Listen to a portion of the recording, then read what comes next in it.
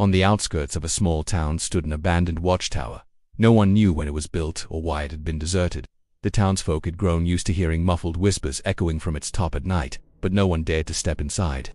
One night, a group of friends decided to uncover the truth. There were 4 of them, and each had a different reason for wanting to explore the tower. For some it was the mystery, for others it was the dare. As they climbed the spiral staircase, something felt wrong.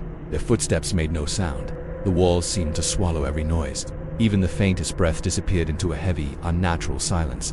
At the top, they found a rusted iron hatch in the floor. A sharp gust of icy air flowed from the darkness below. When one of them pried it open, a faint moan rose from the pit. But then terror struck. The moan was in their own voices. They had all heard their own voices crying out in pain.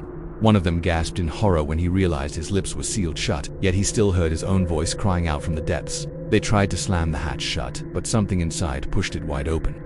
From the darkness, long skeletal arms shot upward and clutched their throats. They tried to scream, but no sound came out. The friends were trapped in a horrifying game of cat and mouse with an unseen, unheard presence. They stumbled around in the dark, their hands brushing against cold, damp walls. The space grew smaller, the air thicker, and the whispers louder, forming a chorus of tormented voices that echoed around them. Then, as suddenly as it began, it stopped. The whispers faded, the arms retreated, and an unnatural calm fell over the room. The friends, shaken but unharmed, fled the tower and never looked back. From that night on, the whispers grew louder, and the townsfolk swore they could hear familiar voices crying out for help from the top of the tower, but no one ever stepped inside again.